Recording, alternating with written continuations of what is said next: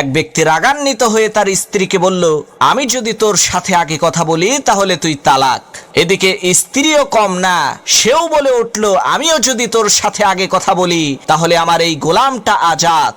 এভাবে দীর্ঘদিন অতিবাহিত হয়ে গেল, কেউ কারোর সাথে কথা বলে না। এদিকে সংসার অচল হয়ে পড়ল। তখন সেই লোকটি বড় বড় আলেমদের কাছে যেয়ে বলতে লাগলো, হুজুর আমাকে বাঁচান, আমি যদি আমার স্ত্রীর সাথে আগে কথা বলি তাহলে আমার স্ত্রী তালাক হয়ে যাবে।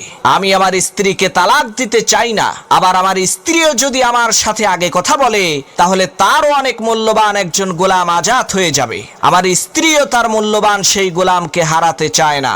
এখন আমরা কি করতে পারি? আমাদেরকে বুদ্ধি দেন। তখন সমস্ত আলেমগণ বলতে লাগলেন, ভাই আপনার এই সমস্যার একটাই সমাধান আছে, হয় আপনার বউ তালাক হবে, না হয় গোলাম আজাদ হবে, এছাড়া দ্বিতীয় আর কোনো উপায় নাই। লোকটি চিন্তিত হয়ে পড়ল। এক পর্যায়ে সেই লোকটি ইমামে আজম ইমাম আবু হানিফা রাহমাতুল্লাহি আলাইহির সাথে দেখা করলো। ইমাম আবু হানিফা রাহমাতুল্লাহি আলাইহি তাকে বললেন, তুমি তোমার স্ত্রীর সাথে আগে কথা বলো, তোমার স্ত্রী তালাক হবে না। ইমাম আবু হানিফার এই কথা শুনে অন্যান্য আলেমগণ বলতে লাগলেন, হুজুর আপনি এত বড় মাপের মানুষ হয়ে এই রকমের নীতিজ্ঞানহীন উল্টাপাল্টা ফতোয়া কিভাবে দিতে পারলেন? তখন ইমাম আবু হানিফা রাহমাতুল্লাহি আলাইহি বললেন, ভাইয়েরা আমার, আপনারা শোনেন, এই লোকটি যখন তার স্ত্রীকে বলেছে, আমি যদি তোমার সাথে আগে কথা বলি তাহলে তুমি তালাক, লোকটি তখন একেবারে চুপ হয়ে গেছে। আর তখন থেকে এই শর্ত কিন্তু চালু হয়ে গেছে।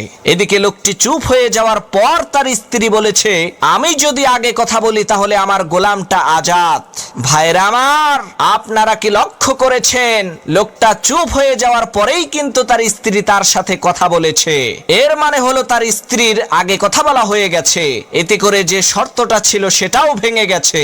এখন যদি এই লোকটি তার স্ত্রীর সাথে কথা বলে তাহলে তার স্ত্রী কোনো ক্রমেই তালাক হবে না। আবার এই লোকটি তার স্ত্রীর সাথে কথা বলার পর তার স্ত্রী যখন তার সাথে কথা বলবে, তার স্ত্রীর মূল্যবান সেই গোলামটাও আজাদ হবে না।